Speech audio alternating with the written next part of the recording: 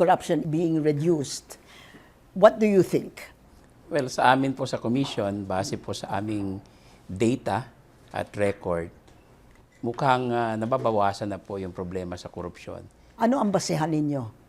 Ang basehan po natin ay ang aming record. No? Okay. Marami na pong napaalis na mga opisyales. Ano ang rango nila? Yung mga maliliit na tao, malalaki na tao, ano? Mostly matataas po. Okay. Including cabinet members. Most corrupt agencies are housing, health, and highways. What have you done with respect to housing, health, and highways? We have filed the appropriate referral and charges against NHA with the Office of the Ombudsman.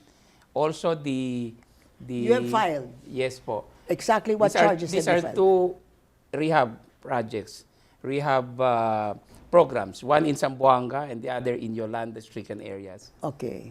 Grab charges against them and some contractors. These are all now with the Office of the Ombudsman. That is housing. What about health? Well, in the case of the Health Department, we are about to forward our recommendation on the BHS, Barangay Health Station, which is 8.1 billion, ghost project of the DOH. You see, this is what I'm saying, that the corruption is in the national level. It is not in the cities, etc. You're talking about a local government executive, 6.8 million pesos. Ito 8.1 billion. Diyos ko. You know, it's not even in the same... And it's not even the biggest. The biggest is PhilHealth, about 156 billion. 100, and you have brought charges against? We are about to submit our report. We are almost done with the investigation. Don't you think that the corruption in the little governments, municipalities, pwede na munang, just put that aside and concentrate on the big guns? Meron din sa PCSO, multi-million po sa PCSO. We combine all of these are in billions of pesos. So we are about to submit all of this. We are almost done po sa aming staff work and investigation. And also po, yung PhilHealth officials and PCSO officials, DOT officials, USEC, assistant secretaries, regional directors, they are subject to lifestyle check by us. And it's ongoing. We're talking about housing, health, let's talk about highways. DPWH. We are investigating some officials. Okay. Regional directors, district engineers. No outcomes yet. It's still undergoing and undergoing. Kasi po, you've been 1 year already doing this. Only the President po can divulge the information once we are done. Kasi po, confidential po sa rules namin. We will violate our own rules if we will divulge because only the President has the final say. So, in other words, you're saying all this is now in the office of the President. Some of them, yes. Some of the recommendations are in the office of the President. And he has not done anything? No, they are reviewing it po. Some of these involve high-ranking officials, cabinet level, but only the President can give his final action. If it were all left up to you, you would like the process to be completely transparent, Opo. right? And now you've said that there are cases, you have already finished the investigation, you have given it to the office of the President, but your lips are sealed because only the President can divulge. Okay? So if the President does not divulge, it's gone forever. No. What? We are following up all these recommendations, but it's done internally po. Executive Order number 2. Whereas, pursuant to Section 28, Article 2 of the 1987 Constitution, the state adopts and implements a policy of full public disclosure of all its transactions involving public interest subject to reasonable conditions prescribed by law. Opo. It speaks of transactions. Opo. But we are talking all transactions involving public interest, Yes. anything that involves public But what interest. we are prohibited from disclosing are the identities of the respondents. So, how does that compare with President Duterte himself? Why should he be of a different order than you are when you are supposed to obey the law? Well, one is that we are his subalterns, we are his subordinates. Oh. Second, So, he can do something you cannot do. he's the president. Isn't he subject to the same law? Well, he took an oath that he will defend and protect the Constitution. And the laws and the all laws, the yes, Filipinos. Yes, of course. But that is a matter of interpretation on his part because... On his part? Yes. Because we cannot question it. But of course, the public can question it, of course. No problem po doon. Doesn't that make you feel like a coward? Hindi naman po. Kasi inaalaw naman kami ni Presidente to say something when we have meetings. Hindi naman po kami sinusuppress.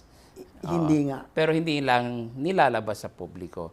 Yun lang bawal po. And since the president has no superior, the superior is the people. So you're saying the president can bring it out to the people. That's his discretion. That is his discretion. Okay. There was a big to-do because the Civil Service Commission, the police, PNP said, you cannot give a gift and it's going to be considered a bribe.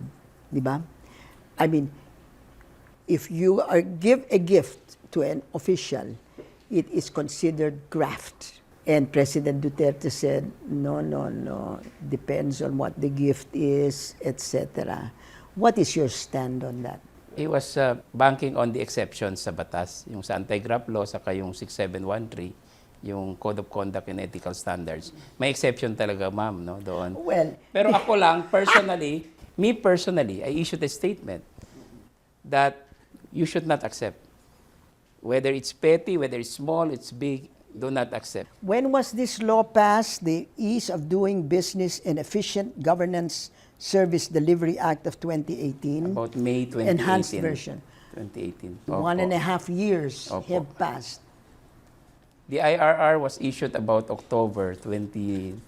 Oh, so, you know, na late po yung it takes 6 months for the law to be implementable. When there was a delay in the implementation of the IRR, we issued a warning to DTI Secretary Lopez because his department was in charge together with CSC to drop the IRR, that there should be no dilly-dallying because the ease of doing business law will have an impact on the good governance and competitiveness indicators and targets of the government.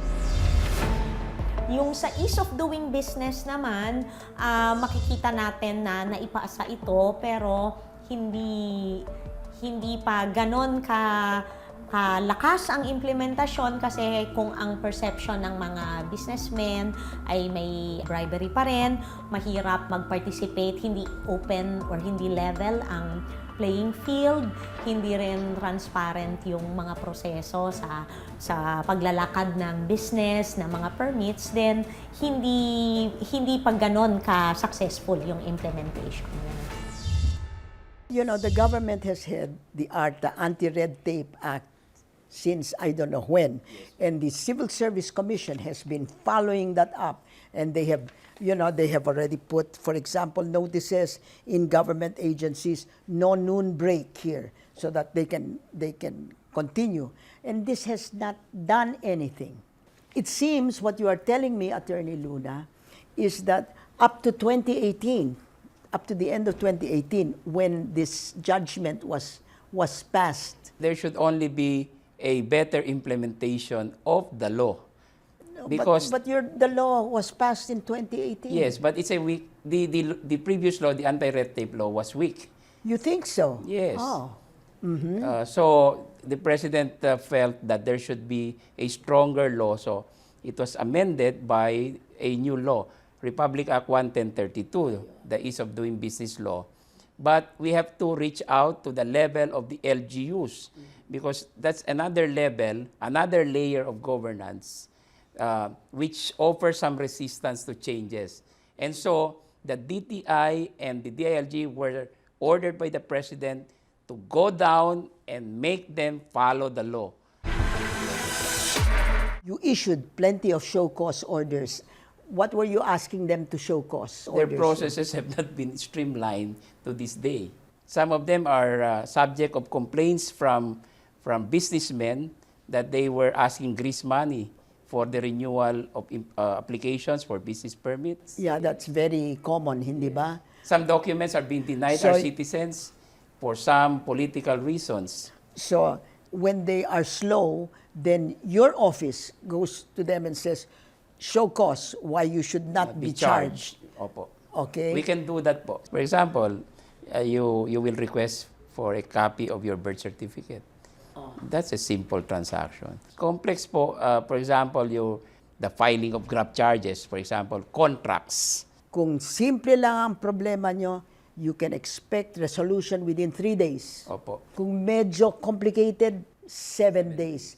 Pag masyadong technical, 20 days. 20 days, the best example of that is the environmental permits. Kung sumobra sa 3 days, 7 days, sa 20 days, ano ang gagawin natin, mga kapuso natin? Write us sa PACC or ARTA and we will do the rest. We will file charges against them because the law says if you exceed the periods without justification, then you are automatically subject to criminal and administrative violation.